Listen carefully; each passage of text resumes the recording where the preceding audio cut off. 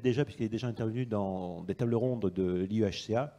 Dominique Valadier est cuisinier, cuisinier dans un lycée à Salon de Provence, où il essaye de faire manger bon, pourrait-on dire, ses élèves. Hein, manger bon et donc pas cher, puisque les contraintes de prix dans une cantine scolaire sont extrêmement serrées.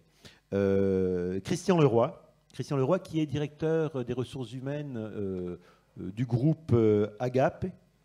Je ne me suis pas trompé, il ne faut pas dire flunch. Hein. Non, je fais gaffe de ne pas dire de bêtises, hein, tu as vu, Christian. Donc, avec un regard intéressant, je vous donnerai qu'un chiffre, mais on reviendra avec Christian là-dessus, c'est 65 millions de repas flunch. Si ce n'est pas de la cuisine populaire, je me demande ce que c'est. Et puis, comme dernier intervenant, Gérard Cagnat qu'on ne présente plus, une sorte de phare de la pensée culinaire française, qui bien sûr, je te taquine Gérard qui bien sûr nous apportera un regard sur la restauration dite gastronomique, où, je vous cite très simplement un exemple qui date de hier soir, on nous a servi un dos de bar. Vous avez jamais posé la question, ils font quoi du ventre, de la queue et de la tête? Est-ce que la restauration, est-ce que manger... C'est le personnel qui le mange. C'est le personnel qui mange. Ils réponse, sont chanceux, le personnel. Le personnel mange les abattis, les queues, les têtes, les oreilles, et on donne... En fait, la base de la cuisine populaire. Enfin, je dis ça, mais la base de la cuisine populaire. Ouais. C'est pas la cuisine des restes, c'est la cuisine des morceaux moins nobles qu'on ne peut pas servir dans un... Avant de commencer dans le vif du débat et donner la parole à tous ces brillants intervenants, j'aimerais vous raconter 2-3 histoires qui placent justement le propos de cette cuisine bonne et pas chère et cette cuisine populaire. Le premier exemple, c'est... moi, j'ai la chance d'être un Parisien en province et un satané plouc à Paris, parce que j'habite en province et je travaille à Paris. Ce qui présente un avantage énorme, c'est qu'à chaque fois, j'ai un regard un peu distancé par rapport aux gens que je rencontre. Et beaucoup de gens, plutôt avec des moyens aisés, me disent oh, « c'est très très cher les tomates, hein. C'est vraiment très très cher. Je suis allé au supermarché, c'est 6 € le kilo. » Tu as été au supermarché, mais tu n'as pas été au marché où il y a Madame d'Acunha qui vend tous les samedis matins ses tomates. Ah non, mais j'ai pas le temps d'aller au marché. Je dis, tu ferais bien de prendre le temps, parce que Madame d'Acunha, elle vend des tomates qui sont réellement mûres, qui ont réellement poussé dans la terre, qui sont de ces variétés qu'elle a rapportées du Portugal, et elle les vend à 1,20 €. Donc peut-être que le très bon, effectivement, ça peut ne pas être cher. Et puis d'autres exemples. Le premier est européen, c'est en Pologne, où il existe des restaurants qui s'appellent les baralés. Les baralés, c'est une survivance de l'époque soviétique. Vous n'y voyez pas aucune nostalgie. Ces restaurants sont subventionnés par l'État polonais pour pouvoir servir des repas faits à partir de produits frais. Des repas qui sont vendus moins de 5 €, en général c'est 4 €, où on peut faire un repas pour entre 4 et 5 € avec une entrée, un plat, un dessert. Et s'il s'appelle baralé, c'est que c'était le moyen de permettre aux Polonais de consommer pas cher du lait en quantité, et en particulier, ils font des piroczki, vous savez, ces petits raviolis faits dans les pays slaves, farcis de fromage blanc et servis dans une soupe de lait. L'une des occupations aujourd'hui, depuis que la Pologne est rentrée dans l'Europe, c'est comment faire disparaître ces baralés. Autre exemple, travaillant comme journaliste gastronomique à droite et à gauche, j'ai chroniqué une fois un restaurant absolument passionnant à Perpignan, qui s'appelle Casa Portuguese, et où il y a un restaurant portugais classique, bacalhau, où on mange en gros pour 30 ou 40 €, où les Perpignanais vont manger de la cuisine portugaise. Et il y a une parenthèse spatio-temporelle dans ce restaurant qui se situe au niveau du bar entre 17 h et 21 h, où les ouvriers portugais qui sortent du chantier s'accoudent au bar, et pour en général 1 € l'assiette, et moins d'1 € le verre, ont du vinho verde, vous savez, ce petit vin blanc pétillant typiquement portugais à la pompe, boivent un verre de vinho verde et ils mangent des assiettes. Alors, on appellerait ça tapas aujourd'hui à la mode en France, mais là, juste ils mangent. Ça n'a pas de nom. C'est le ventre. C'est peut-être le ventre loup. Mais surtout, ce qu'ils mangent, moi, ce qui m'a toujours frappé, c'est des abattis de poulet cuisinés, très cuisinés. C'est du poulpe. Et vous savez que pour manger du poulpe, il faut le cuisiner, parce que le poulpe trop brut, c'est pas terrible. C'est le coquillage le moins cher qu'ils ont trouvé sur le marché, qui est cuisiné, où la sauce va accompagner, etc. Et ça me permet de faire une petite réflexion, c'est que là, c'est pas cher, c'est très bon, c'est pas cher. Mais il y a une chose essentielle, c'est qu'il y a le travail du cuisinier. Et que pour parfois manger bon et pas cher, il faut que le cuisinier, passeur culturel par essence, nous donne bonne à penser en transformant cette nourriture qui, a priori, n'est pas bonne à manger. Et d'un seul coup, cette nourriture devient bonne à manger. C'est exactement le propos de cette table ronde sur peut-on manger bon pour pas cher. Madeleine Ferrière, vous avez beaucoup travaillé justement sur cette cuisine populaire au regard de l'histoire. Est-ce que ça a toujours été une préoccupation, nourriture pas chère, nourriture bonne, nourriture cuisinée, nourriture populaire? Toujours une préoccupation, certes. Maintenant, la question elle-même, est-ce qu'on a pu manger à la fois bien et pas cher? Je suis obligée de dire d'emblée que je ne peux pas apporter une réponse unique. Vous savez, on traite beaucoup d'histoire, d'histoire de la cuisine, c'est très bien, mais je suis toujours étonnée de la façon un petit peu paradoxale dont on en parle. C'est-à-dire, quand on parle de la cuisine aujourd'hui, on dit les cuisiniers sont créatifs, inventifs, la cuisine se renouvelle sans cesse, c'est la nouvelle cuisine, un renouvellement constant. Et quand on parle du passé, c'est bizarrement comme si les cuisiniers autrefois n'avaient jamais été inventifs, créatifs, comme si tout était fixe et figé. Et alors on nous parle d'hier ou d'autrefois, et on a du mal à savoir si cette autrefois c'était la cuisine de la grand-mère, ou la cuisine de Napoléon III, ou la cuisine de Louis XIV. Tout se passe à peu près comme si c'était la même chose. C'est-à-dire qu'on a l'impression que souvent, au lieu de traiter ce grand flux de l'histoire culinaire, parce que l'histoire culinaire, c'est l'histoire de la culture, ça a tout le temps bougé, n'est-ce pas? Au lieu de traiter ce grand flux, on provoquait un espèce de carambolage temporel, et le résultat, c'est une espèce de bouillie qui fait une soupe d'histoire culinaire qu'on nous resserre à chaque fois. Un brouet. Un brouet, voilà. Puis moi, je ne trouve pas ça très mangeable. Alors, c'est pour ça que je dis que, d'abord, il faut savoir de quoi on parle, de quelle période. Alors, si vous voulez bien, moi, je vais vous dire, je vais essayer de retracer ce paysage culinaire pour une période bien précise, la préhistoire du restaurant, avant que le restaurant apparaisse. Avant que le restaurant apparaisse, là, on a une offre profuse, multiforme, parce qu'on est dans un paysage complètement différent. Hier, un des intervenants ici, en évoquant, je crois, les pesanteurs qui pesaient sur la filière de la restauration, aujourd'hui, pesanteurs administratives, etc., il disait la France est coincée. Alors, dans les années 1600-1800, disons, la France n'est pas coincée du point de vue de l'État. Je veux dire qu'il n'y a pas ces pesanteurs législatives, fiscales, qui pèsent sur la restauration. Mais malgré tout, la France est coincée par le système corporatif qui fait tout un système de contraintes qui pèse sur le manger populaire. Tout le monde n'a pas le droit de faire tout, en fait. Voilà, exactement. Il y a une spécialisation reconnue par l'État. C'est une fragmentation, et ce qui fait que quand on se pose la question pourquoi le restaurant n'existait pas, mais c'est tout simple, le restaurant il n'existe pas parce qu'il ne pouvait pas exister. Un restaurant vous sert à boire du vin, or c'était le privilège, donc le monopole des marchands de vin, il vous sert du rôti, c'était le privilège du rôtisseur, il vous sert des pièces de four, c'était le privilège du pâtissier. Donc moi je parle d'autre chose, de tout petits établissements qui avaient différents noms, les tavernes, les cabarets, etc. Et ces petits établissements, non seulement ils étaient nombreux, mais en plus il y avait ce dont on a parlé hier aussi, la street food, qui était absolument énorme. Ça faisait un paysage dans les villes qu'on a complètement perdu de vue. On ne pouvait pas circuler dans les villes au temps d'Henri IV ou de Louis XIV sans trouver à chaque carrefour une tripière postée là avec son grand réchaud de cuivre absolument fumant. On ne pouvait pas circuler dans les rues sans voir toutes ces multiples échoppes. Et non seulement ça, mais une offre alimentaire qui venait à vous sous la forme des petits marchands ambulants qui vous proposaient des poissons frits, des petits pâtés, des beignets par exemple.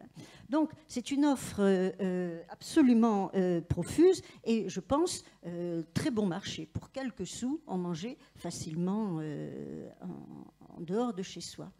C'est quel type de nourriture? Parce que vous parlez de poissons frits, de beignets.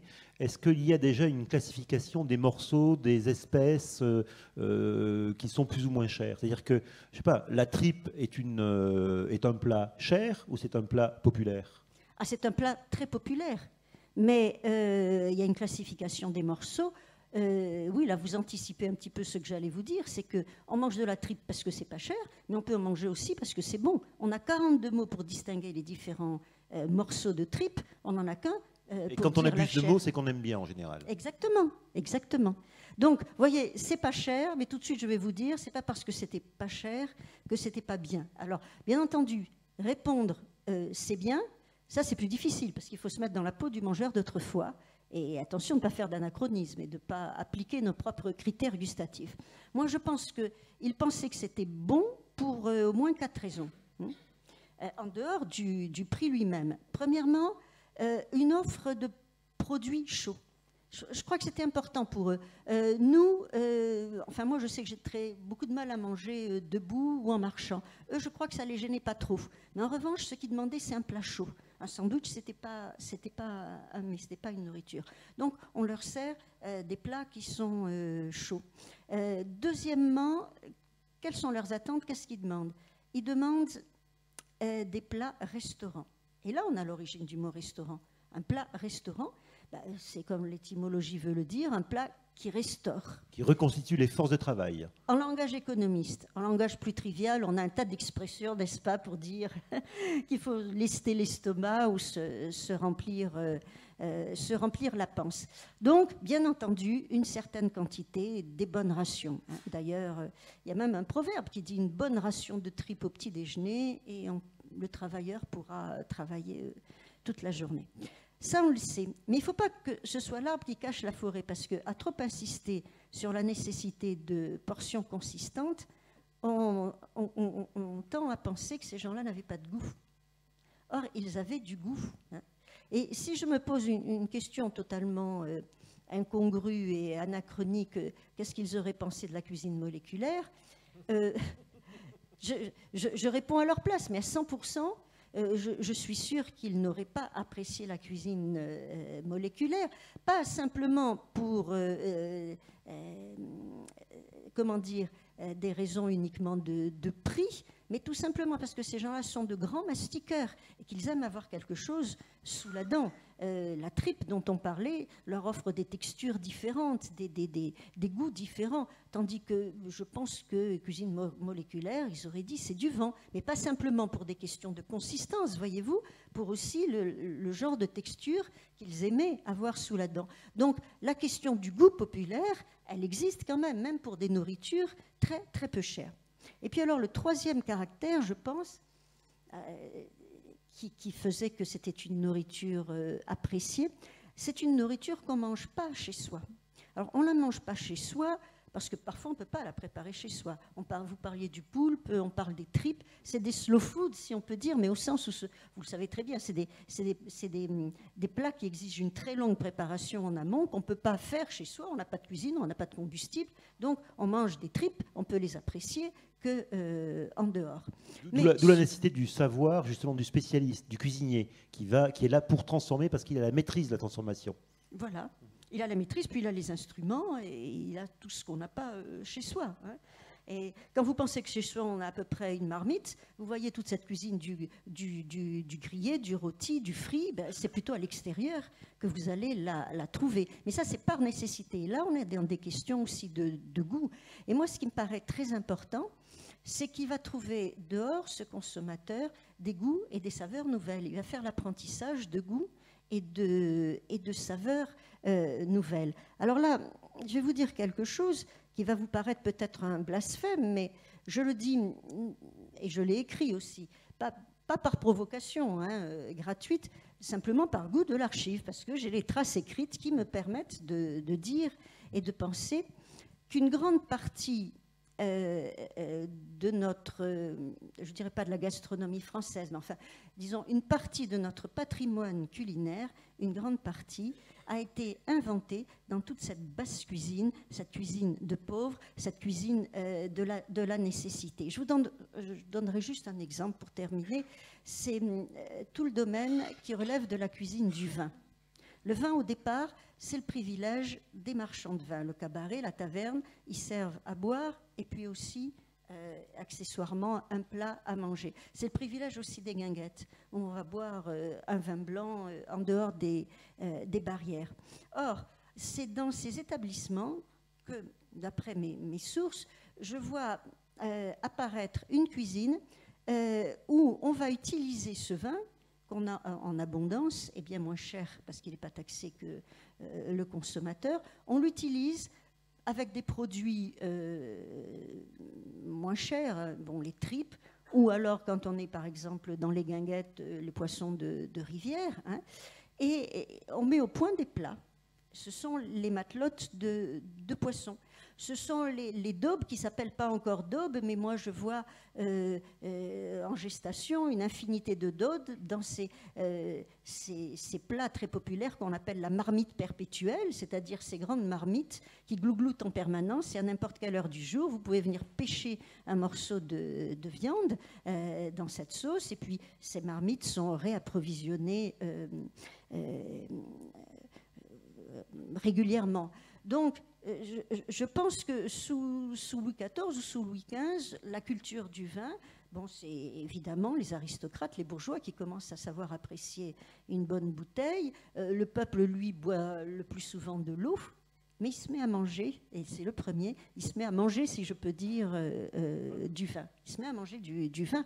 Alors, voyez-vous, je pense que les sociologues d'aujourd'hui distinguent toujours deux types de cuisine. La cuisine des mères et la cuisine des pères. La cuisine des mères, la tradition familiale, bien entendu. La cuisine des pères, P-A-I-R-S, c'est-à-dire toute cette cuisine, cet apprentissage que l'on fait en allant manger avec les copains d'études, les collègues de travail. La cuisine de notre génération qu'on découvre le plus souvent en allant manger en dehors du foyer. Eh bien, je crois que cette cuisine populaire d'autrefois, c'était aussi une cuisine des pères, et c'est une cuisine par laquelle, on ne le dit pas assez, mais enfin j'essaie de le dire, moi il me semble que l'invention culinaire est arrivée. D'ailleurs, pour reprendre cet emprunt permanent dans la cuisine populaire, les chefs en général, étoilés, référencent souvent leur inspiration, soit à leur mère, leur grand-mère, une source de commerce assez fréquent, soit en disant « je fais de la cuisine populaire réinterprétée ». Le problème, c'est que on peut se poser la question de savoir si cette cuisine populaire, donc où on mange bien et pas forcément cher, existe toujours réellement. Est-ce qu'elle est toujours dans une pratique contemporaine? Est-ce que la pratique de cette cuisine n'a pas pris d'autres cheminements? C'est pour ça que Dominique Valadier a une expérience intéressante, puisque lui, il s'acharne, c'est presque ça, à essayer de proposer à ses convives, qui sont donc les lycées de son lycée, les élèves de son lycée, une cuisine réellement cuisinée, avec des produits frais, pour essayer de les entraîner sur le chemin de la découverte du goût. Alors, non seulement on est dans cette actualité, mais en plus, je rejoins tout à fait les propos de ma voisine, puisque j'essaye aussi de leur servir des tripes, qui est un plat populaire. J'essaye de leur servir de la langue, du foie. Je dis bien j'essaye. Ça marche plus ou moins, et c'est un peu, quelquefois, difficile. Le problème est difficile à appréhender vis-à-vis de l'adolescent qui voit à travers les tripes plutôt des choses qui sortent comme ça, là. Alors je leur raconte une histoire, je leur dis que tout ce qui sort de la bouche, c'est pas forcément mauvais. La preuve, c'est qu'on mange des œufs. Alors ça les fait beaucoup rire, et après, en contrario, j'arrive à leur faire manger des tripes. Ceci dit, c'est vrai que je travaille beaucoup en frais, et à tel point qu'aujourd'hui, j'ai tellement, avec mon équipe, tellement de plaisir à retrouver des gestes. C'est vrai, on a perdu plein de gestes. Savoir nettoyer des salades, savoir nettoyer des épinards, savoir désosser un bœuf. Parce que non, vous n'avez pas les trucs que sous cellophane tout préparé? Non. En bas, sur le marché, on a 1 tonne de légumes par semaine. Et quand on fait, par exemple, des épinards pour 400, ça représente à peu près 1 mètre cube d'épinards. Mais tous ces gestes, on prend énormément de plaisir à les retrouver parce que finalement, on est vraiment en osmose avec la terre, avec l'éleveur, parce que c'est marrant, parce que quand on défait un agneau ou quand on défait des os, pardon, un bœuf, sur le bœuf, il y a son nom, il y a sa date de naissance. Et tout ça, ça nous met vraiment en relation, non seulement avec la terre, mais ça nous met en relation, proprement dit, avec notre métier. Et on retrouve un énorme plaisir à retrouver des gestes qui ont été perdus. Alors, je ne suis pas néandertalien non plus. Je pense que peut-être, j'espère être le premier néandertalien. C'est-à-dire qu'il y en a beaucoup, j'espère qu'il y en a beaucoup qui me suivront. Et ce résultat de fabriquer et d'aller chercher, on le retrouve à travers l'ambiance générale de l'établissement. C'est-à-dire que les enfants ont simplement le respect de ce qu'on fabrique parce qu'on leur fait voir ce qu'on fabrique. Que c'est du travail et pas On leur juste de la fait voir nourriture. que c'est du travail. Ils s'aperçoivent que c'est du travail. Si, par exemple, de temps en temps, je décale légèrement le travail, si je désosse un bœuf, j'essaye de le désosser, toujours dans des règlements d'hygiène, puisqu'on est quand même obligé de les respecter, qui voient la bête en train d'être désossée, et c'est moi qui le fais devant eux. Et cet aspect de relation avec la nourriture, on rééduque l'enfant à revoir, entre guillemets, sa mère travailler à la cuisine le soir. Ce qui se passe dans le respect de la nourriture, c'est vraiment, et surtout dans le repas pas cher, c'est le respect du travail qui est en amont. Mais je croyais que c'était interdit de travailler des œufs frais, désosser une carcasse ou travailler des légumes avec de la terre. Il suffit de trouver les textes d'abord qui nous l'interdisent, ils n'existent pas. Hein, il n'y a aucun texte qui nous interdit de casser nos œufs, le tout c'est de respecter des conditions de travail. Donc il y a une formation de l'équipe au travail de cette forme-là. C'est toujours l'avantage, c'est qu'à partir du moment où on prend de la matière première, brute, proche de la terre, proche du producteur, proche des éleveurs, proche du poissonnier et de la mer, moins les produits sont chers et plus on peut développer, notre métier, mais une gastronomie populaire qui a beaucoup perdu parce que c'est vrai qu'on est entouré de gens qui n'ont pas beaucoup de scrupules. Hein. Je ne veux pas dire des noms de marques alentour des lycées, mais vous voyez de qui je veux parler. Non. Non. Bon, tant pis. Donc, à travers ça, on arrive à apprendre aux élèves la gastronomie, mais vraiment la gastronomie. Question très pratique, vous avez combien d'argent pour le coût matière première pour fabriquer un repas? Alors, le coût matière première, c'est 2 € par personne et par plateau, c'est-à-dire de l'entrée jusqu'au dessert, on a 2 €. Le repas se passe ainsi, ils ont tous les jours en dessert un fruit, un fromage à la coupe. En fait, 2 fruits ou 3 au choix, bien sûr, et 2-3 fromages à la coupe au choix. Dans les fromages, on met toujours des fromages hors région, parce que j'estime que la culture française du fromage est sacrée, et on n'hésite pas à leur servir des roquefort, des maroilles, des trucs qui puent, qui sentent à 15 km, mais ils adorent, hein, ils finissent par adorer ça. Voilà.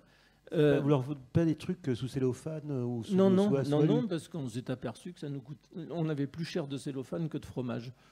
Donc on préfère donner du fromage que du cellophane. C'est pareil pour les légumes d'ailleurs. Et c'est pareil pour la viande. Et on met tous les jours au choix un légume, 2 légumes au choix et une viande ou un poisson au choix. Et on s'est aperçu aussi qu'avec ce système-là, ils finissaient par comprendre que le poisson, ça avait des arêtes, parce que génétiquement, on n'a jamais pu le croiser avec une limace. Et en entrée, il y a 15 entrées au choix. 15 entrées au choix et en libre service complet.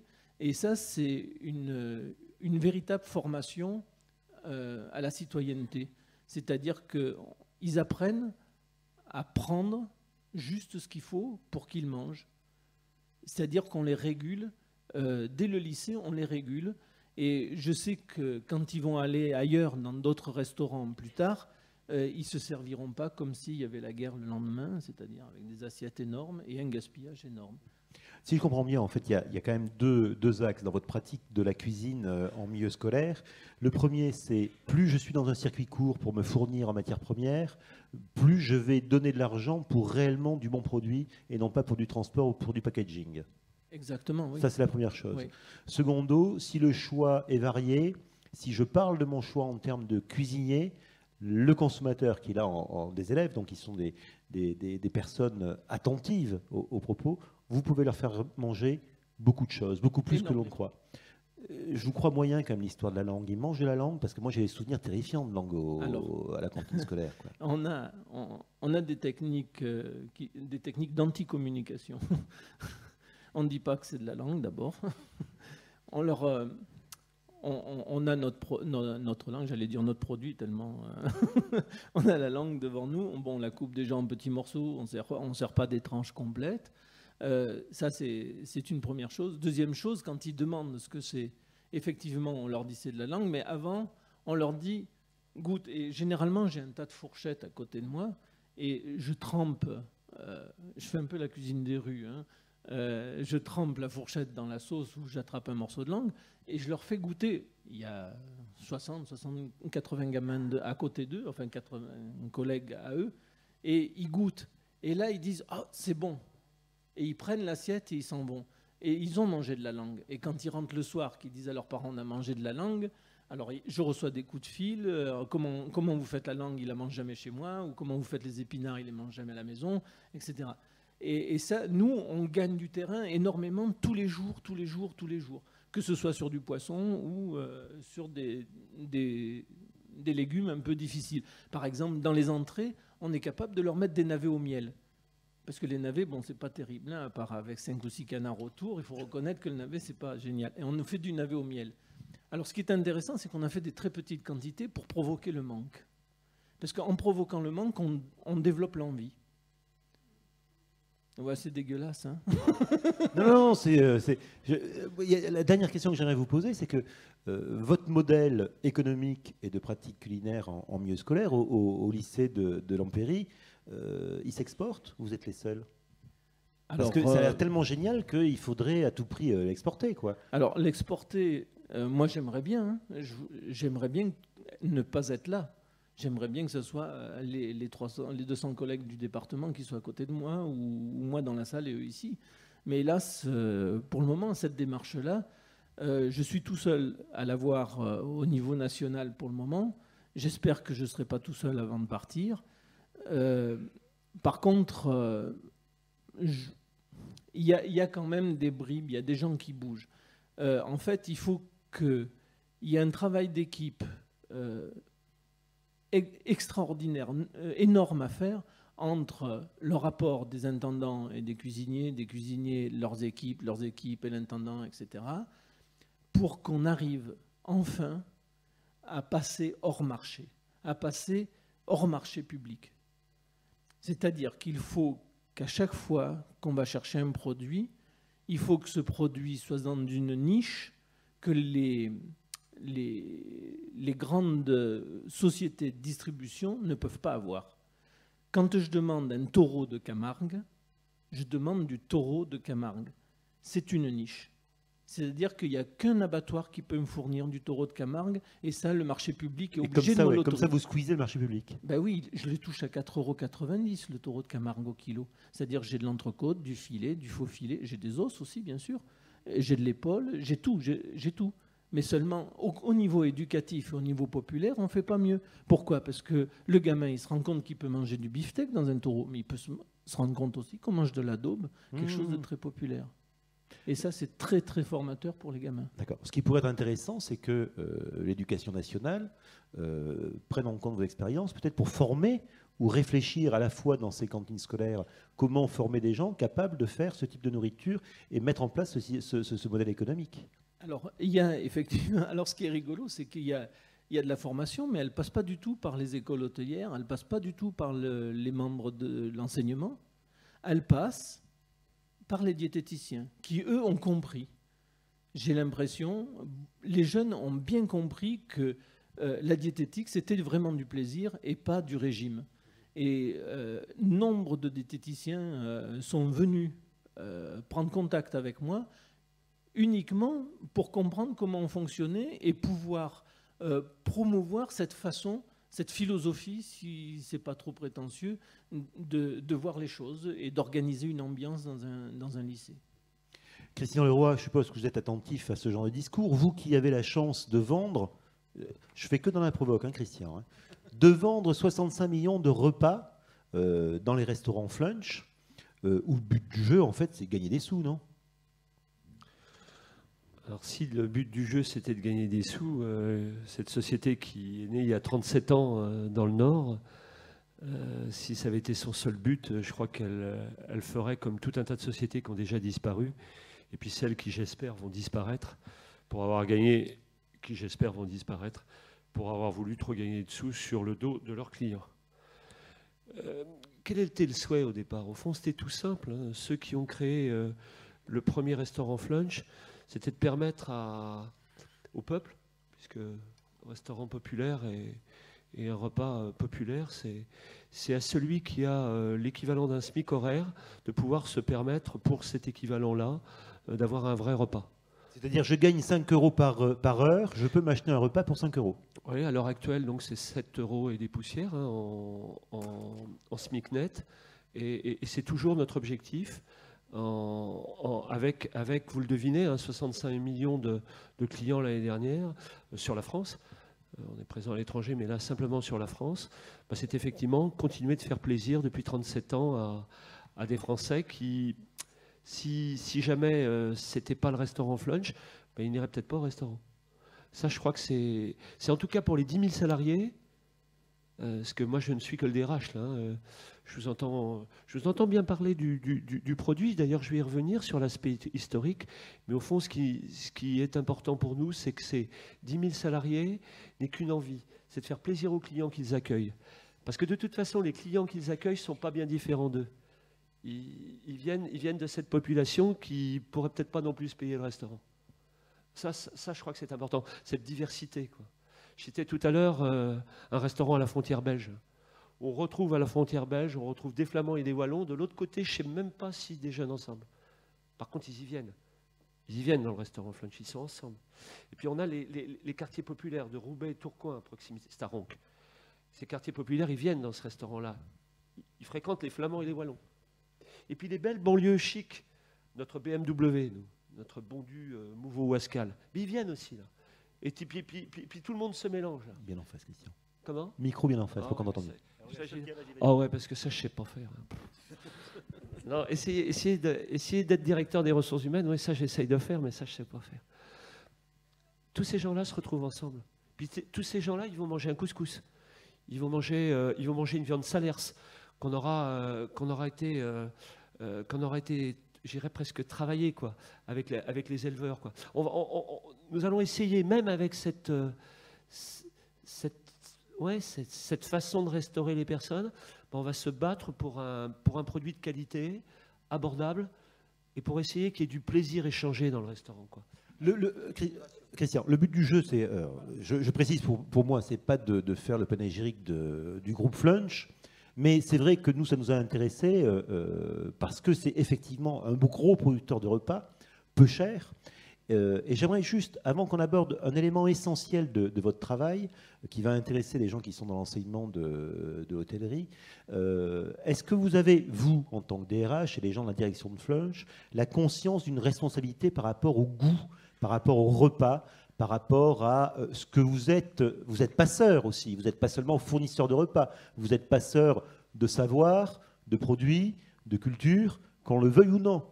Comment une entreprise comme la vôtre a ça en compte et réfléchit ça? Alors je ne sais pas si je vais pouvoir bien vous en parler parce qu'effectivement c'est une grande première de venir dans un colloque. Habituellement je ne le fais pas du tout. Mais j'entendais madame tout à l'heure dire une offre de produits chauds diversifiés. Bon, moi, je vais exciter quand même, hein, par rapport à McDo et sa TVA à 5,5. C'est quand même la possibilité chez nous, avec notre TVA à 19,6, hein, Non, je ne dis pas de gros mots, mais n'empêche que ça se vomit. Et de dire, bah, nous, on essaye de faire du produit chaud, divers, et de permettre à des personnes qui ne pourraient pas se payer ailleurs d'avoir ce produit cuisiné et de pouvoir l'avoir chez nous. Deuxièmement, à travers le légume à volonté, quand même. Hein. Attendez, le légume. Alors, je sais bien que c'est une autre grande famille du Nord qui fait notre légume chez nous, mais compte tenu, hein, Gérard, des quantités de légumes que nous servons dans nos 250 restaurants, bah, c'est effectivement d'avoir une ration légumes. Et là, c'est intéressant aussi sur le plan de l'éducation des enfants, parce que le temps de ma maman, c'est révolu. Hein. Les épouses, on le sait bien, maintenant, elles travaillent, il faut 2 salaires à la maison. Hein. Et que donc, il n'y a plus la possibilité de faire goûter aux enfants des légumes. Et d'arriver chez Flunch et d'avoir la possibilité de goûter 5, 6, 7 légumes, et puis d'avoir des frites, mais pas dans un petit cornet en papier, là où de toute façon c'est javelisé, homogénéisé, compté et tout, puis il n'y en aura pas une de plus, et prédigéré. Hein, enfin bon, et puis de se faire plaisir avec les frites, mais de pouvoir goûter 5, 6, 7 légumes différents, tu vois. Bon, bah, ça c'est vachement important. Et puis le pas chez soi. Bah, le pas chez soi, parce que maintenant, il y a dans cette tradition culinaire, je disais tout à l'heure, ma maman vient de décéder, mais cette tradition culinaire qui passait de mère en fils et de mère en fille, bah, on l'a perdu quand même. Hein. Et là, de se dire, bah oui, bah ça, on ne l'a pas chez soi. Il y a de la langue, il y a du foie, il y a des petits plats cuisinés. Ah oui, puis on les a, puis on peut y goûter. Puis quand on est enfant, on vient avec son plateau vers l'autonomie. Un énorme travail vers les enfants sur du bien manger. Alors on fait ce qu'on peut, hein, bien sûr. Hein. Je ne vous dis pas que c'est génial. Hein. Je vous dis simplement que bah, au quotidien, c'est ce qu'on essaye de faire. Et puis le goût. Ouais, le goût. Essayer de faire en sorte de vraiment travailler sur le goût et pas des goûts pré-mâchés, quoi. Vous transformez réellement les produits, vous faites... ça va vous sembler un petit peu couillon, ma question. C'est-à-dire que c'est une cuisine où c'est cuisiné, vraiment, les restaurants Flunch. Vous recevez des produits bruts, ou est-ce que vous êtes dans le même cas que Dominique Valadier? Alors la chance de cette entreprise, c'est qu'on a des gens qui sont d'une extraordinaire fidélité, et que c'est une société qui a 37 ans d'existence et qu'il y a encore des personnes qui étaient là il y a 37 ans à la création et qui me racontent la préhistoire, hein, l'homme de Néandertal, et qui me disent à quel point, avec le succès qu'on a eu, à un moment donné, on a été obligé d'avoir une cuisine déportée pour pouvoir travailler pour une même qualité partout dans le Nord-Pas-de-Calais, le produit comme on le voulait, comme on le faisait dans les restaurants. Puis petit à petit, bah, c'est devenu une usine. C'est devenu une usine, ça s'appelle le Petit Cuisinier. Et puis en Alsace, pour tout ce qui est produit autour de la charcuterie, ça s'appelle Fechstein d'Alsace. C'est-à-dire tout un travail du produit. Alors les anciens, je pense notamment, s'il était là, enfin qui est toujours en poste, hein, Yves Corbillon, hein, Francis Bacon, dirait bah oui, on ne peut plus le travailler comme avant, mais par contre il est travaillé avec le même amour du produit. Ça c'est important. Puis quand on a c'est dommage ici, hein, Gérard, on aurait pu venir avec des acheteurs chez nous, hein, vraiment des gens de produits, quoi. Je pense notamment à un Jérôme d'Allongeville qui parlerait avec amour du poisson ou du légume, ou d'autres qui parleraient des bêtes qu'ils vont voir quand même quand ils sont élevés, quoi. Bah, ça oui, ça c'est une volonté mais c'est une volonté à 65 millions de clients, face à un monstre de l'imaginaire et pas de la qualité culinaire. J'ai une question importante à vous poser, c'est-à-dire que pour faire tourner une boutique comme ça qui produit 65 millions de repas, je suppose qu'il faut pouvoir s'appuyer sur des gens qui ont un savoir-faire précis. C'est-à-dire que, est-ce que la vraie difficulté d'une entreprise comme la vôtre, le but du jeu n'est pas de juger de la qualité du repas, hein, de rentrer dans notre valeur. De toute façon, on n'a pas les pictogrammes de Michelin, comme vous avez compris ce matin qu'il ne servira à rien de parler, mais juste de donner des pictogrammes pour comprendre la réalité d'un restaurant. On n'est pas dans ce niveau-là. Est-ce que ce n'est pas la grosse difficulté? Comment maintenir un savoir-faire? Comment transmettre? Est-ce que c'est pas... Parce que j'ai l'impression que les gens circulent très vite. Bien. Alors sur la circulation des gens, tout d'abord. Effectivement, j'ai la chance d'être à l'Observatoire des métiers national. La circulation des gens, au cas où vous ne le sauriez pas, il y a la même circulation, hein, turnover éventuellement, des patrons et des salariés dans ce métier. Ça, c'est quand même quelque chose que vous ne retrouvez pas dans les autres branches. Ok ? C'est-à-dire que dans la restauration de ce type de restaurant, ça va très très vite. Tout toute la restauration, Gérard. Hein. Nous, notre observatoire, c'est l'observatoire des métiers de toute la restauration. C'est 1 million de personnes impactées par hôtellerie-restauration en France. Il y a un turnover qui est tout aussi important pour les employeurs que pour les salariés. Ça ne manque pas de m'étonner. Et puis, deuxième point qui ne manque pas de m'étonner, avant de répondre évidemment à cette question qui, vous savez, enfin tu le sais Eric, m'est chère, c'est de dire, et un tiers des nouveaux patrons n'a même pas travaillé 1 heure dans la restauration avant de prendre ce métier. Ça c'est quelque chose que moi, je n'ai pas connu dans mes branches. J'ai travaillé, j'étais DRH dans une boîte d'assurance, dans une boîte de chimie. Bon, ça ne se rencontre pas, quoi. C'est assez affolant. Alors oui, le gros travail que nous avons essayé de faire depuis des années, hein, Gérard, tu es venu toucher du doigt ça se résume dans quelque chose qui pourrait être un slogan, c'est que dans une entreprise comme la nôtre, tous les salariés sans exception sont formés, tous. Flunch est un gigantesque organisme de formation habilité, en plus, avec l'agrément. Tous vont être un jour ou l'autre diplômés, ou un diplôme de l'éducation nationale, ou un certificat de qualification professionnelle, et tous seront un jour ou l'autre, puisque vous savez que maintenant c'est la formation tout au long de la vie, formateurs. Formateurs de premier niveau, l'expert à la Jourdain, formateur de deuxième niveau avec une formation à la pédagogie, 5 jours en alternance, et puis le tuteur avec vous savez, l'accord national interprofessionnel sur la formation, l'accord de 2004, qui a mis en place les tuteurs. Un gros travail de transmission du savoir. Gros travail de transmission du savoir. Et évidemment, ça passe par des accords. Alors nous avons initialisé des accords avec certains rectorats ces dernières années, et là nous sommes à la veille ou à l'avant-veille d'un accord national avec l'équipe de M. Darcos, et aussi, donc pour les développer, pour travailler avec chaque établissement, pour vraiment que ça débouche sur des emplois, et des emplois où il y a une vraie sécurisation du parcours professionnel après des jeunes.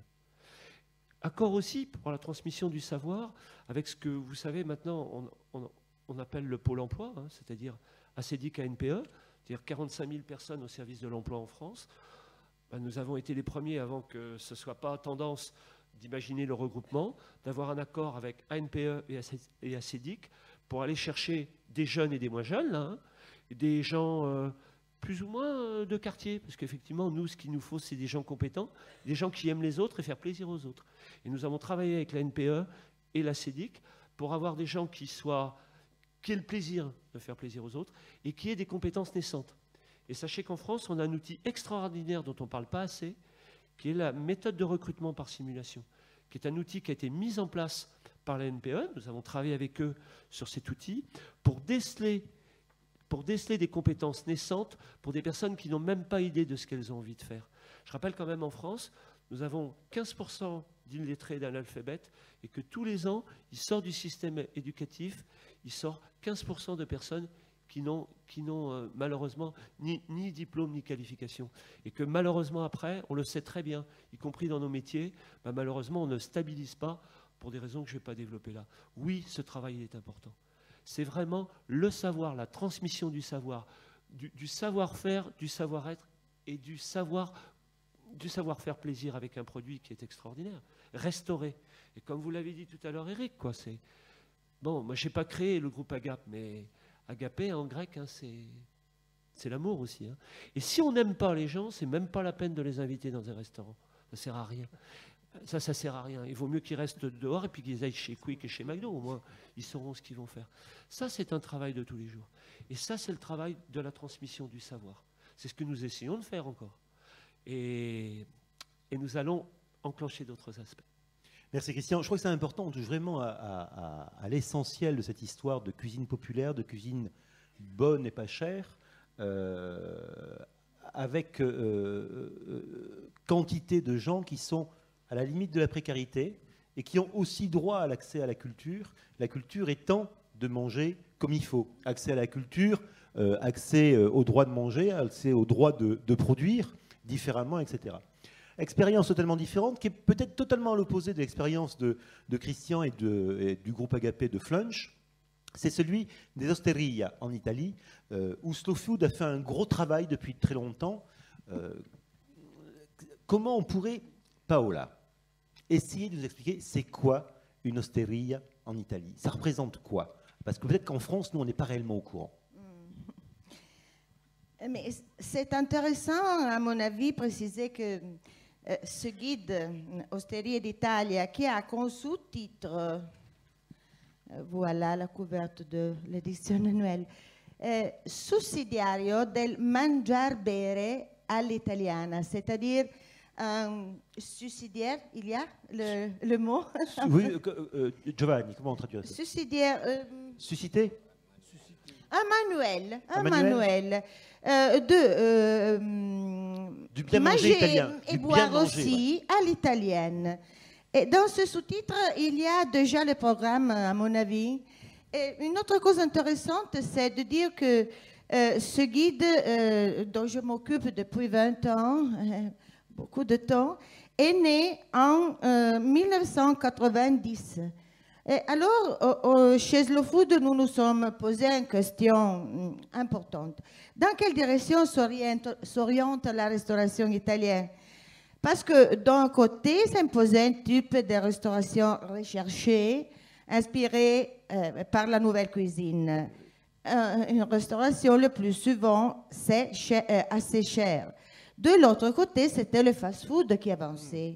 Paola, justement, on peut rappeler la petite histoire, parce que tout le monde ne la connaît pas forcément, de la création de Slow Food sur la place d'Espagne, si je ne me trompe pas, à Rome, où il y a une manifestation qui est organisée parce qu'un McDo va ouvrir. C'est le début de Slow Food. Mais ça ne veut pas dire que c'était le restaurant gastronomique cher qui était l'alternative au McDo. C'était une préoccupation sur... Il est intéressant de s'arrêter et d'observer ce qu'est la cuisine italienne aujourd'hui. Oui. Alors, on a pensé que pour les familles, pour les jeunes, pour les travailleurs, c'était très important de proposer, de conseiller des endroits pas chers, mais qui devaient posséder d'autres qualités. Pas seulement, il ne s'agissait pas seulement de prix, c'est-à-dire une bonne cuisine traditionnelle et liée au terroir, un accueil familial mais pas négligé, une atmosphère conviviale, et ça va sans dire un rapport favorable entre qualité et prix. Pour être clair, je veux dire qu'il n'intéresse pas conseiller des endroits de cuisine populaire quelconque. Mais des endroits, nous aimons trouver une cuisine populaire mais typique du pays. Pas des spaghettis quelconques, mais les picci à Siena, les bigoli à Verona, les tagliarini au Piémont, le macaroni à la chitarra en Abruzzo, c'est-à-dire une cuisine régionale de forte identité, fortement identitaire, grandement identitaire. Et le terme osteria veut rappeler ces cabulots, ces bistrots qui autrefois étaient nombreux en Italie, où on peut prendre des repas simples, un plat de jour, mais aussi de la charcuterie, des fromages et boire un verre. Et ces endroits en Italie, il y en a encore beaucoup. Ce sont, on peut dire, des petites auberges,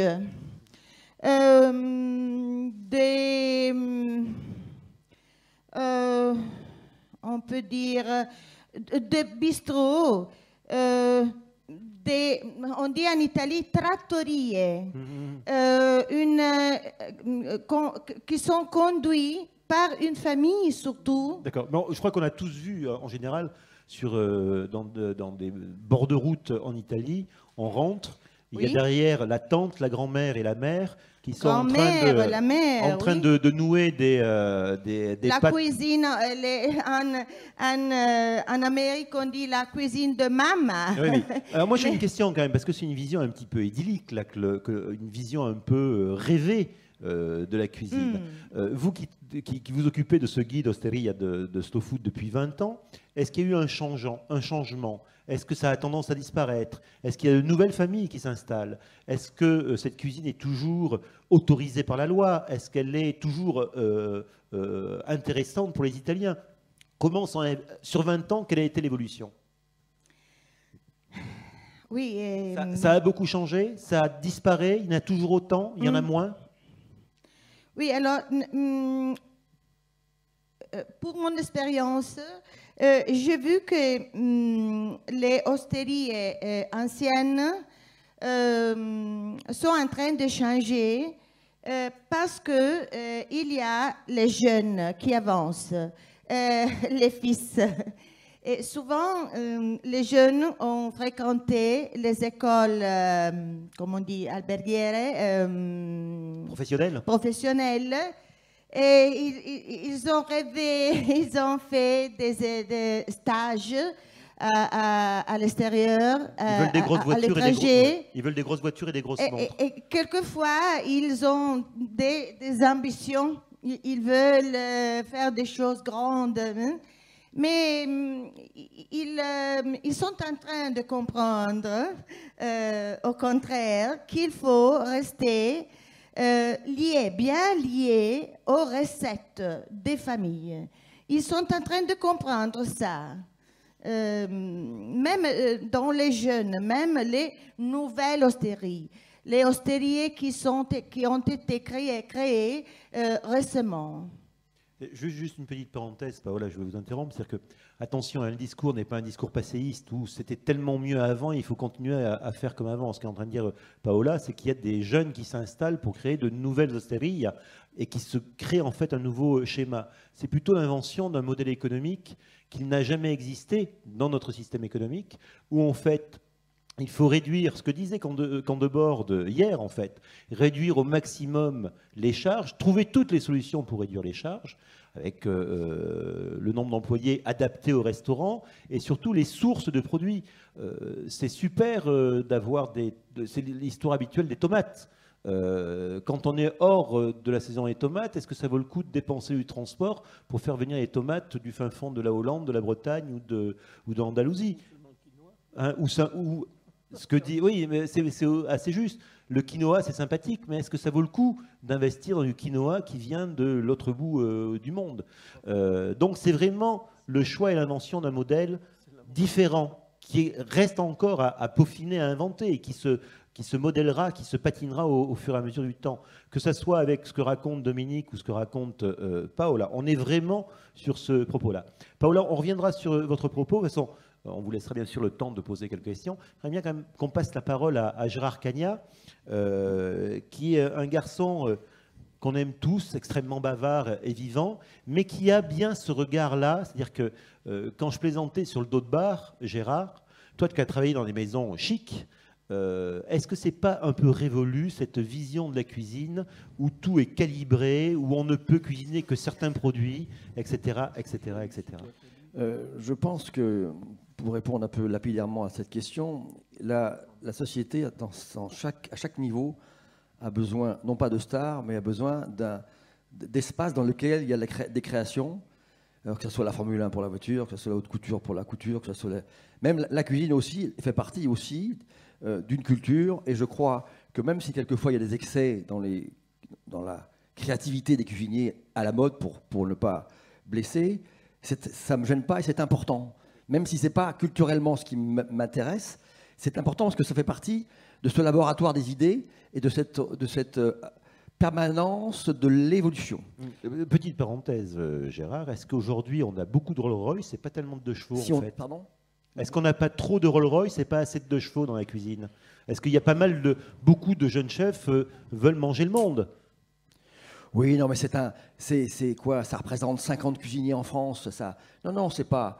Il y a 500. Tout à l'heure, tout le monde a un peu tiré sur le guide Michelin. Il y a 500 étoiles Michelin en France. Non, mais on a remarqué que tu le défendais, toi. T'inquiète pas. Hein. Oui, parce que moi, depuis 40 ans, ils me suivent et je n'ai pas craché dans la soupe. Oui, non, mais... et je le dis comme je sens provocation. Je n'ai pas craché dans la soupe. Et quand j'ai décidé de poser donner le feu à Thomas, mon fils, pour me remplacer au fourneau, le feu que j'avais volé à Dieu, au mont, comme Prométhée, pour l'anecdote, c'est vrai que j'ai prévenu un an avant que je déposerais mon couteau, que je poserais la poêle et que je partirais vers mon destin qui était d'avoir une autre vie, toujours avec la même passion. Ça, c'est pour la parenthèse. C'est un problème de courtoisie, mais ce n'est pas le débat. Pour revenir à la question de est-ce qu'il faut travailler du turbo, du foie gras pour être... De l'élitisme. Alors l'élitisme, c'est énervant quelquefois. Parce que, d'abord, c'est inabordable. Il y a souvent des codes. Il faut des codes. C'est un monde qui paraît un petit peu incompréhensible, mais qui est très, très excitant quand même, parce qu'on aimerait bien faire partie un peu de ces gens qui ont les codes. Donc c'est un peu un monde énervant. Mais je pense que la créativité est importante en permanence. Mais elle ne pourra s'appuyer, et là je pourrais reprendre les 4 intervenants, de Madeleine à Madame dont le nom m'échappe, à vous, Dominique. C'est vrai qu'il y a toujours, avant qu'il y ait cette créativité, il y a toujours le geste, la tradition, le savoir-faire, la transmission, le courage, le couteau, la flamme, le couteau qui coupe, la flamme qui brûle et le temps, cuisson lente, cuisson rapide. Madame a parlé des cuisines au vin du 15e, 16e siècle, et c'est vrai qu'à l'époque, les corporations prenaient chacun un morceau, les rôtisseurs, vous l'avez très bien dit, et c'est vrai que le cuisinier n'était pas identifié, n'était pas vraiment identifié. Donc Gérard, oui. On a la nécessité d'avoir une haute couture de la cuisine qui est nourrie par une cuisine populaire. Cette cuisine populaire existe toujours en France ? Cette cuisine populaire, bien sûr qu'elle existe. Bien sûr qu'elle existe. Elle existe dans les familles, mais même, il a raison, Christian a raison, il y a 2 salaires quand tout va bien, quand il n'y a pas un salaire et un RMI, quand tout va bien, mais il suffit de voir, toi tu es du Nord, monsieur est du Sud, moi je suis entre les deux. Bon, dans la France profonde, en Italie, en Espagne, chacun s'attache. Pourquoi s'attache à garder la tradition? Parce que la tradition, c'est ce qui nous rassure.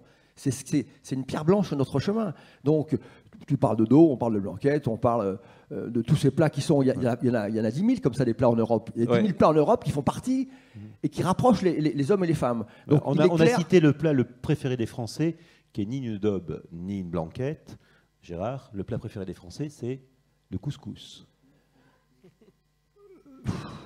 Oui, c'est sûr, Henri. Oui. Bon, formidable, j'ai appris quelque chose. Je savais qu'il était. Le plat le plus vendu chez Flunch, oui, c'est le couscous. Bon. Le plat préféré au lycée, c'est le couscous. Bon. D'ailleurs, je ne fais pas de choix ce jour-là. Non, ça introduit juste une notion importante, c'est que la tradition n'est pas une chose arrêtée.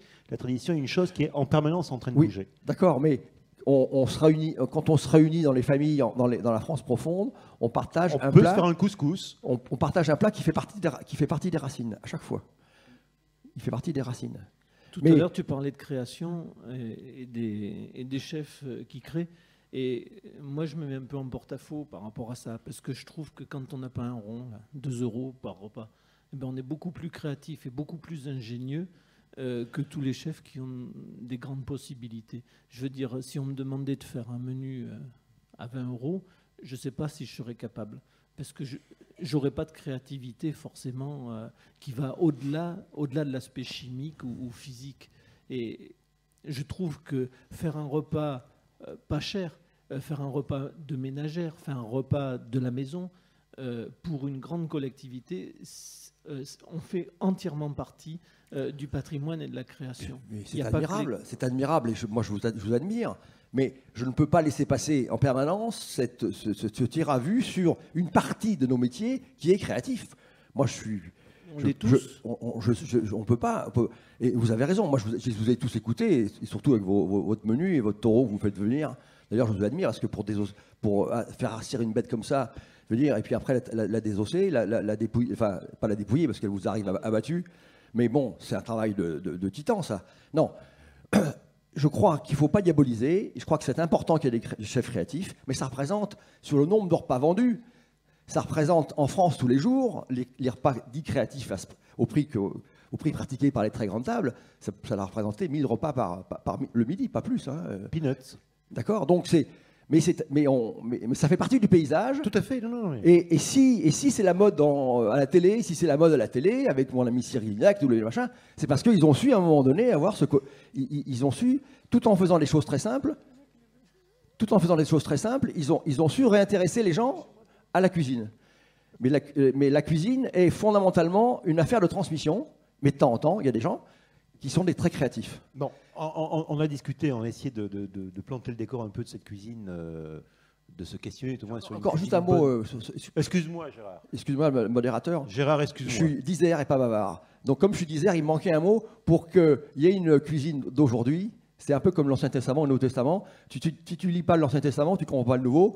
Et s'il y a une cuisine d'aujourd'hui, parce qu'il y a la cuisine depuis les moines du 8e siècle et ensuite la transmission. Et Certes. à un moment donné, il y a eu quelque chose. Il y a une histoire, les racines. C'est voilà, je ferme la Certes. parenthèse. Merci Gérard. Donc, on a essayé de planter un peu le décor de cette cuisine bonne et pas chère, de cette cuisine populaire. Bien sûr, si vous avez des questions, on est en gros à un quart d'heure de la fin de notre dernière table ronde. C'est à vous de poser des questions, que ce soit à l'un ou l'autre intervenant. J'aimerais juste revenir sur Paola. Vous indiquez que le prix, en gros, c'est 30 € pour 3 plats. C'est ça, Osteria? Oui, oui, oui. D'accord. Mais le plus bas, on descend jusqu'à combien? Combien? Oui, le moins cher. Oh, mais il y a des différences hein, en Italie entre le nord et le sud, par exemple. C'est ce que je voulais, Voilà. c'est ce que je voulais Et que vous voilà, racontiez. entre la grande ville, la campagne, les petites villes de province, oui. Et, non, par exemple, dans la campagne et au sud, on peut bien manger 3 plats, le vin de la table, au-dessous Au-dessous, oui.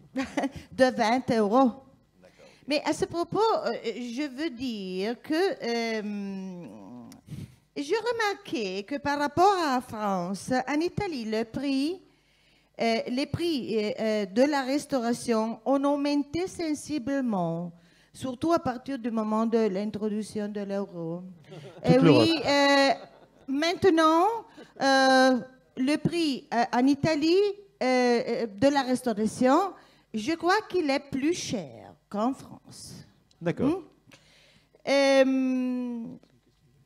Donc, 30 attendez, 30 €, Ouais, 30 € 30 € pour 3 plats. 3 plats. D'accord.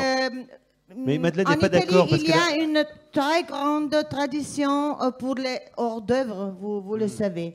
Et après, une primo, c'est-à-dire première entrée, per lo più, ouais. de pâte, une pâte. Et après, de la viande ou du poisson. De la viande, surtout le poisson, est bien plus cher. Mais nous sommes intéressés aussi à ce petit auberge qui propose un plat Unique. même unique, un riche plat garni.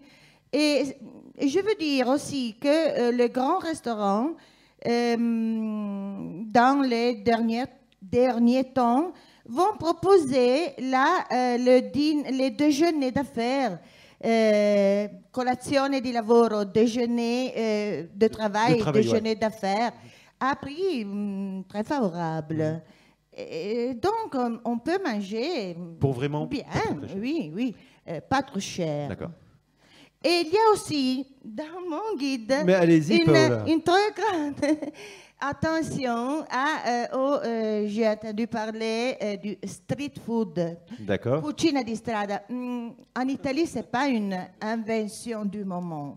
C'est une chose très, très ancienne, très, très traditionnelle. Ce que nous Oui. racontait Madeleine, dans le temps, c'est une chose traditionnelle. Oui. Du nord à sud. Du nord à sud. Il y a à Rome les filettari, c'est-à-dire ceux qui rôtissent la morue frite. Et oui, il y a beaucoup de choses, pas seulement piadina, mais il y a des aliments chauds. Il y a le morcello, il y a l'octopus dans le nord. Le poulpe. Il y a les tripes, il y en a aussi. On peut Il y a bien encore une manger nourriture de rue. sans manger chez McDo, D'accord. ok. qui aussi, lui, propose le populaire, le repas populaire, mais c'est hors de cause, je crois. Hein. Mais il y a cette histoire célèbre du boulanger dans le sud de l'Italie qui a réussi à faire fermer McDo. Qui fait... Paola. Hein. Vous connaissez cette histoire du boulanger italien dans une petite ville du sud de l'Italie qui a réussi à faire fermer un McDo. Il s'est installé à côté de McDo, Oui. espérant récupérer la clientèle de McDo. Et il a tellement bien récupéré la clientèle de McDo, c'est que McDo a fermé au bout d'un moment. C'est une très jolie histoire. Des questions peut-être? Ah, un jeune homme. Bonjour. Bonjour. J'avais une question pour Dominique Valadier. Si j'ai bien compris, vous dites que plus le circuit est court... Parlez bien dans le micro qu'on entend bien. Oui, il m'a semblé comprendre que plus le circuit était court, moins le produit était cher et de meilleure qualité. Oui. Mais comment on fait quand on habite en ville? Dans les grandes villes, c'est quand même de plus en plus compliqué. Alors, il y a autour des grandes villes des grands marchés. Plus les grandes villes sont grandes et plus les marchés sont importants. On prend l'exemple de Rungis à Paris. Moi, j'habite une petite ville et j'ai eu des grosses difficultés à me fournir parce que je ne trouvais pas le marché qui m'intéressait. Il a fallu que j'aille à 25 km sur Cavaillon pour pouvoir trouver le marché qui m'intéressait. Au même titre pour le poisson, je me suis adressé directement à une poissonnière, mais seulement la différence qu'il y a dans ce projet-là, puisque je vais parler de projet, c'est que la poissonnière, je l'ai investie dans la marche culinaire, dans la démarche culinaire, la démarche gastronomique du lycée. Je lui ai dit, je vais te prendre 2 tonnes de saumon par an, 2 tonnes de colin, 1 tonne de dorade, 600 kilos de soupe de poisson. Mais voilà, c'est moi qui ai les pertes, c'est pas toi. Donc les pertes, je ne veux pas les payer. Je les paye assez avec le travail que je fournis. À ce moment-là, elle a tout à fait compris ce que je voulais dire. Et même si elle fait 50 centimes, 20 centimes d'euros de marge sur ce qu'elle me vend, quand elle me vend 100 kilos de saumon, elle a déjà fait sa journée. D'accord, donc ça marche dans un projet à grande échelle, mais pour le particulier, c'est pas bon. Pour le particulier, vous avez des systèmes. Il existe des systèmes. Il existe des systèmes. On en a parlé l'année dernière sur la table ronde de l'année dernière. On va pas faire chaque année le même sujet, quoi. Vous avez quand même les AMAP. Vous avez les AMAP, vous avez les paniers citadins, vous avez des tas d'associations. C'est pour ça que tout à l'heure, je disais que c'est vraiment un modèle économique à inventer au jour le jour. Le phénomène des AMAP, du moins phénomène, le système des AMAP, les jardins de cocagne, les paniers, les préachats, etc. C'est oui, parfois ça n'existe pas, oui, parfois c'est difficile, mais là on est dans un positionnement qui est beaucoup plus citoyen, c'est-à-dire qu'il faut s'investir. Il ne faut pas attendre comme l'oisillon au nid que ça arrive tout seul. Il faut parfois créer le circuit qui va permettre ça. J'ai justement copié, moi, dans le système de gestion de ma cuisine, j'ai copié le système des AMAP, c'est-à-dire je suis allé le plus près du producteur, avec le producteur qui était intéressé à travailler avec moi. À chaque fois, c'est un deal, hein. C'est un deal commercial. C'est pour ça qu'on parle quand même beaucoup de modèle économique, plus que juste une vision utopique et poétique. À tel point qu'un jour, on a quand même fait des truffes dans une cantine scolaire. On est arrivé à faire des truffes. On a eu 4 kilos de truffes. Mais c'était encore un trufficulteur, enfin un rabassier. Un rabassier. Un rabassaire. Bon, ils sont de chez nous, c'est là. Et bon, c'est sans facture, sans rien. Donc il a fallu être très vigilant sur des tas de choses. Tu n'as pas payé la TV à 19,6 Je ne sais pas, mais enfin bon, c'est débrouillé. On a eu quand même une facture. Mais on a servi des truffes aux gamins à des prix défiant toute concurrence parce que le rabassier voulait absolument travailler et dire que les truffes, c'était possible. Et bon, on l'a fait une fois. Je n'ai pas retrouvé le deuxième rabassier qui voulait me faire ça chaque année. Jean-Marcel Bougreau. Non, je voulais juste dire qu'avec les systèmes des AMAP, il existe même des possibilités de prendre dans son immeuble 2 ou 3 voisins et de se regrouper avec 3-4 voisins pour acheter des paniers de légumes frais. Et c'est pas une vision. Et vous êtes complètement livré à domicile. Alors, oui. Et c'est pas une vision, parce que souvent on entend en réponse à ce système des AMAP ou de l'achat direct, ouais, c'est un truc de bobo. Non, c'est pas vrai. Ça marche aussi dans des quartiers populaires. Sur la ville où j'habite, par exemple, il y a des maraîchers qui ont développé ça dans les quartiers très populaires, où il y a des problèmes de précarité, mais le maraîcher est à côté de ces quartiers-là et préfère vendre. Et bien sûr, derrière, il y a aussi tout un système qui sont la Fédération nationale des jardins ouvriers, qui est un système aussi pour avoir des légumes moins chers rapidement, avec des systèmes de partage, à soit jardins ouvriers. Il y a aussi les jardins partagés, qui est un moyen de mettre à disposition de la terre, et il y a aussi les jardins citoyens, où dans chaque commune, on met à disposition des terrains pour que les gens puissent cultiver. C'est vraiment des modèles économiques nouveaux à inventer en permanence. C'est que là, ce ne sont que des pistes. Chacun peut essayer de modeler par rapport à son propre endroit, et surtout, ce n'est pas une vision que bobo. Une autre question, Madame, si on pouvait lui, juste là.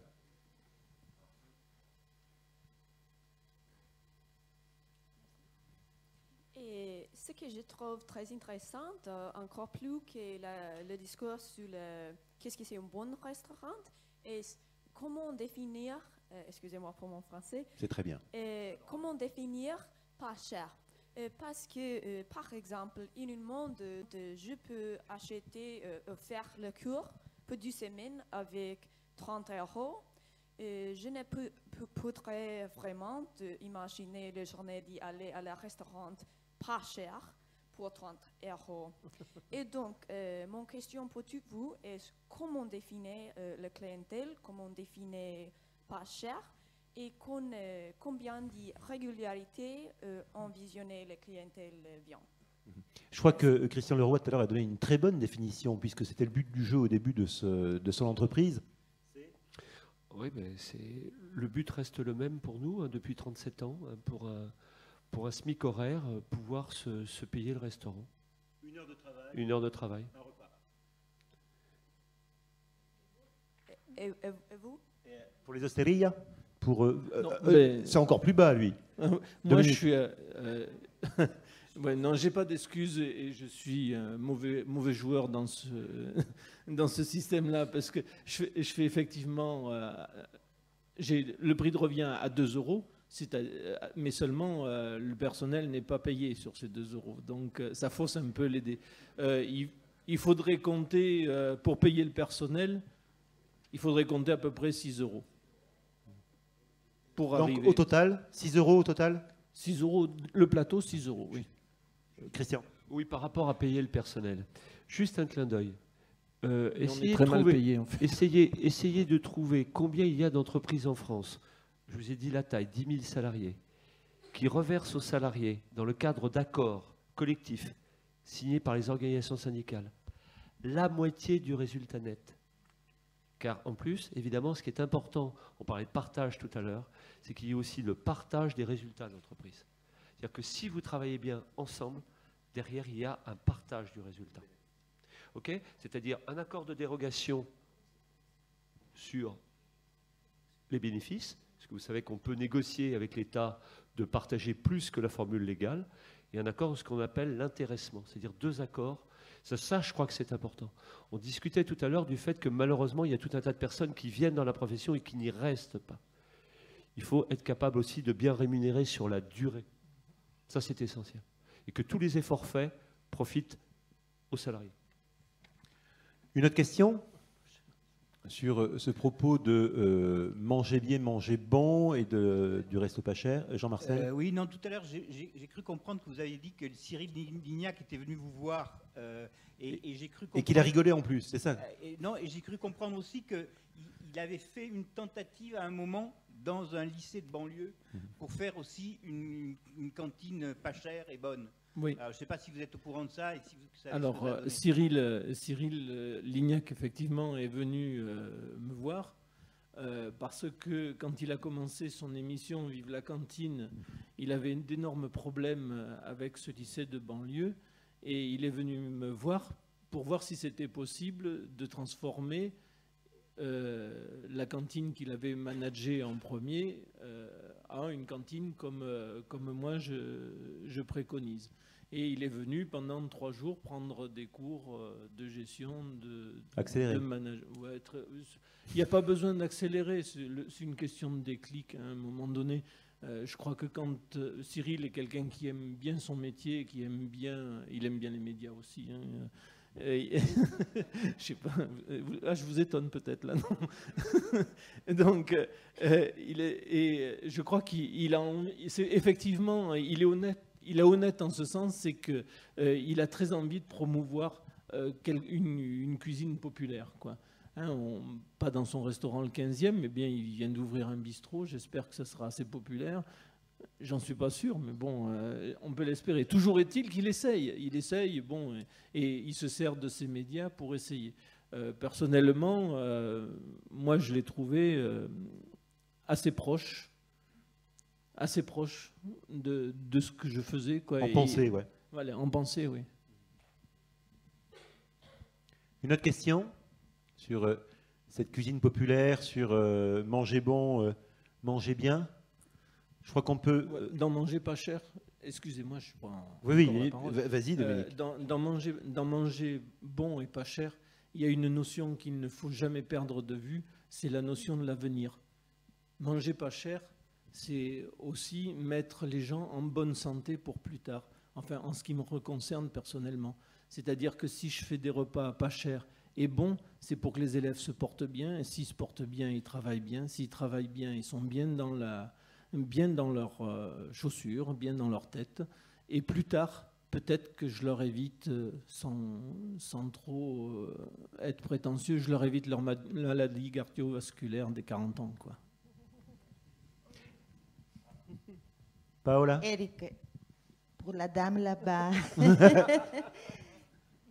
Mais vous êtes de où? D'où?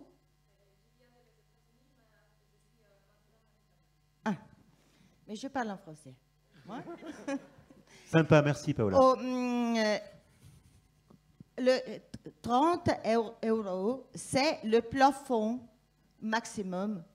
J'ai dit avant qu'on peut manger bien 2 plats à 15, 20 euros. Surtout les déjeuners. En Italie, souvent, il y a une très forte différence entre le déjeuner pour les travailleurs, les étudiants, oui, et le dîner du soir, c'est-à-dire. Le soir, il y aura un service meilleur, il y aura les menus dégustation, on peut manger à la carte.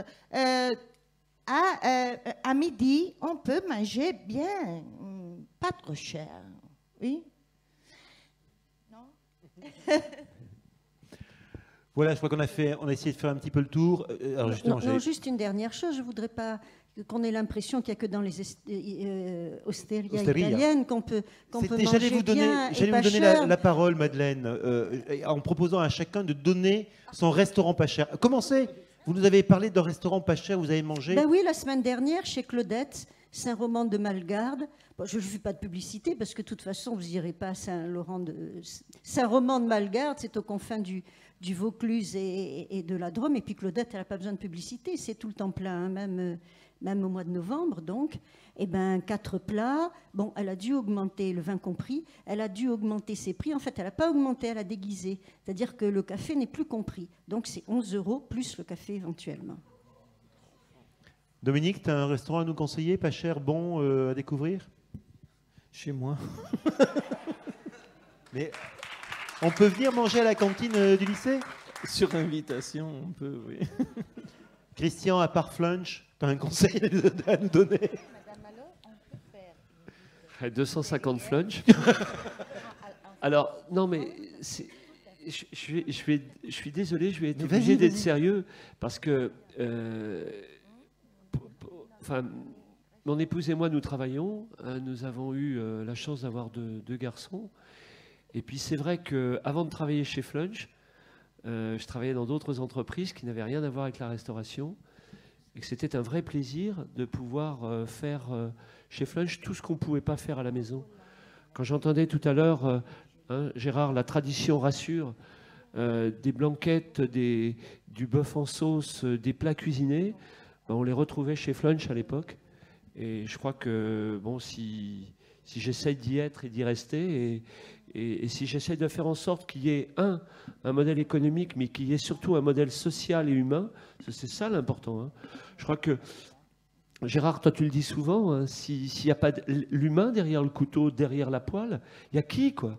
C'est des hommes et des femmes qui sont derrière. Bon, alors oui, moi je peux que vous conseiller ce que je fais 6 fois par semaine. Moi je mange en moyenne 6 à 7 fois par semaine, chef Lunch. Et croyez-moi, ouais, c'est tout, mais avec le légume à volonté. Voilà, je crois qu'on a terminé cette table ronde. Ah si, une dernière question. Voilà. Bonjour, j'ai une question pour Dominique Valadier. Bon, merci. C'est un gros succès, Dominique, je trouve. Vous dites, en fait, vous êtes dans l'éducation par rapport aux jeunes, par rapport à la nourriture. Est-ce qu'une fois qu'ils sont chez eux ou qu'ils vont manger le week-end avec les amis, est-ce qu'on voit le résultat justement de ce que vous faites? Est-ce que c'est pas plus simple pour eux, lorsqu'ils se retrouvent le week-end entre amis, ils vont au McDo plutôt que se mettre vraiment dans de la cuisine que vous proposez, en fait? Alors, ça, je vais pas dire que c'est une question qui me dépasse parce que je les accompagne pas encore, hélas, parce qu'il y en a des très jolies. Hein. Je les accompagne pas en boîte de nuit ni rien. Ça reste entre nous, ça. Ça reste entre nous. Hein. On est petit comité là. Non, il y a effectivement un changement complet en 3 ans, et je l'assure, un changement complet en 3 ans du régime alimentaire des élèves qui rentrent en seconde. C'est-à-dire, ils rentrent en seconde, ils ont des habitudes alimentaires qui sont ce qu'elles sont, ils arrivent en terminale, ils mangent de tout. Et en plus, ils l'apprécient. Chose qu'on n'a pas pu évaluer complètement. Hélas, je n'ai pas encore les résultats, mais le CNRS, et c'est pour ça que je vous dis que la question me dépasse encore plus, parce que le CNRS aujourd'hui s'intéresse à ce restaurant scolaire pour savoir quel est l'impact de la nourriture sur les élèves et sur l'établissement et sur la ville. On a été signalé à l'OMS pour notre action sur la santé. J'aimerais bien être signalé par le CNRS pour notre action sur le droit de vivre laïquement.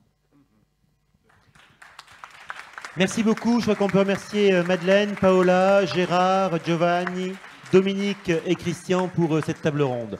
Ça redémarre dans une demi-heure, Bénédicte, avec Bénédicte Bauger, Pascal Barbeau et Christophe. Ils sont par là. À 16h ? Dans un quart d'heure.